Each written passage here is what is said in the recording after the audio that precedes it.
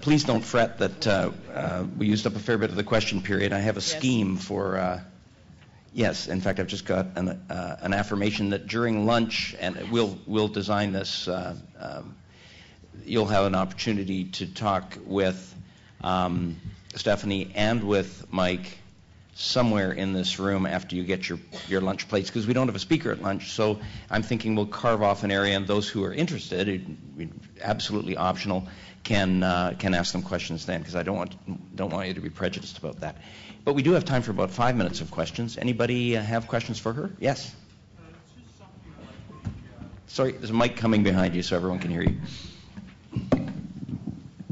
It's just something I'd like the PNCIMA directive to take note of is I noticed several times in your presentation that you have the word the public as part of your input in the decision-making process, and that you didn't have to be part of some organization or this or that organization to give input on that. And I just like the PNCIMA organization to take note of that, because in Haida Gwaii I've noticed it's much different.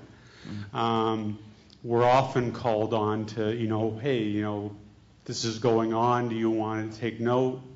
And that's how I got involved in coming down here. Canadians at a provincial, it's been my experience, and at a federal level, aren't normally offered that option of a referendum, except in the mass vote that happens every 4 years. It's just like you just get a mass, it's like, do you want this or not? Boom, but you just get the whole package. You don't get the option. Do you want to comment on how the word public is intended there? Yeah, and I'm actually really glad you brought that up, because in my haste, that's one of the things I glossed over. The partnership ourselves, we focus primarily on stakeholder input, stakeholder described really as organized stakeholders. But the Massachusetts process overall does have several places where the general public can comment, including that input portal, but more importantly, before they began their planning process, they held 18 public listening sessions throughout the state, including inland, and they actually put together all those comments and are, in a sense, trying to make sure that the planning process is responsive to each of the comments that came up. So that was actually they sort of went above and beyond the call of duty on that. So very good point. Okay. Table 22 has a question, and then table 2. Hi, that's over here. I get to run the microphone to myself today, right here. Okay. Hello. I'm teasing my side of the room because they weren't asking a lot of questions yesterday, so here I go. I wondered if you could reflect on what you said was a key concept of building social capital. I was really interested to hear that, something that I've worked on. And I noticed in the one slide before your stakeholder engagement tools, you had some things like public listening sessions, stakeholder interviews, stakeholder meetings / outreach activities, and yet that they weren't explicitly listed in your stakeholder engagement tools. I just wondered if you could comment a little bit on what public listening sessions are, and just a bit about this whole area. Sure, thank you. Again, in my haste, I sort of skipped through that. So the state decided that they needed to sort of come at this in the formal process at 2 levels. One is to make sure that they had cast the net as wide as possible. So hence the public listening sessions. People didn't have to be part of any group or affiliated with any interest. They could just, those folks weren't barred from coming, but anybody could come, any citizens could come, and they held 18 of those throughout the state. And now, on the one hand, I applaud that, and I think it's a fantastic piece of it. The execution left a little to be desired, I will be honest.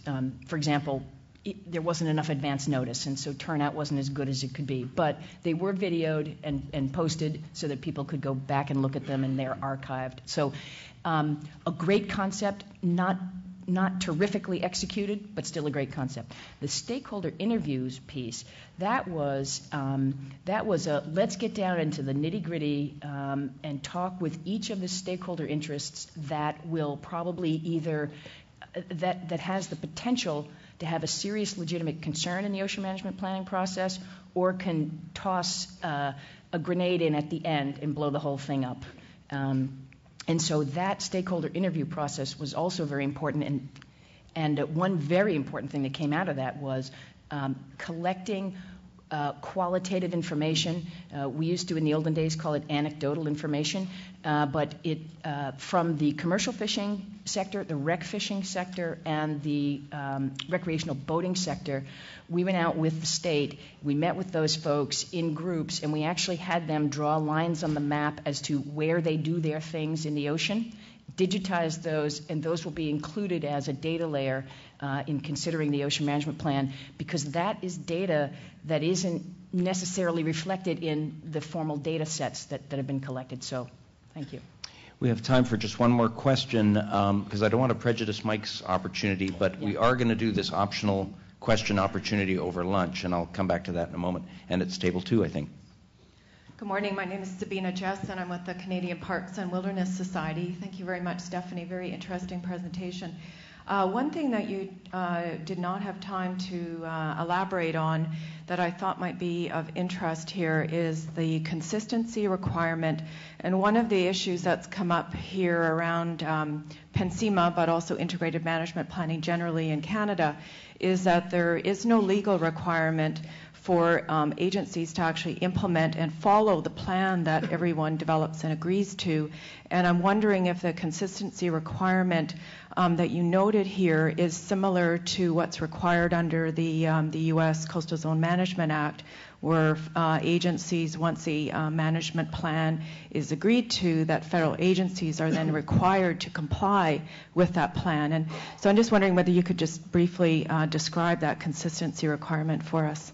Sure. It has two meanings. One is that in the immediate, what that consistency requirement refers to is that the acts, the Mass Oceans Act teeth is really in that consistency requirement, in that the plan itself is not intended to be a new layer of regulation that would have caused a mutiny. But what it says is that once the plan is promulgated, all state environmental review, permits, whatever, management actions have to be consistent with the plan. Nobody's quite sure exactly what that means yet, but it's a requirement. And then to your second point, once the plan is promulgated, the Act says that it will be incorporated into the Massachusetts CZMP, which means that it then gives it the power of federal consistency review for things going on outside the state border. Well, thank you. Thank you, Stephanie. Yeah. I'm just going to dictatorially say that 15 minutes after lunch begins, we'll set up an opportunity over there, and for anybody who wants to specifically ask questions of Stephanie or Mike. Haven't even heard from Mike yet, but I want to make sure that you have a full opportunity to talk to them, because this is nuts and bolts stuff. And I would ask you to allow them to go through the buffet line first, so they at least get some food. And anybody who is interested, there may be 10 of you, there may be 50 of you or more, that corner of the room, and we'll make sure that that gets set up.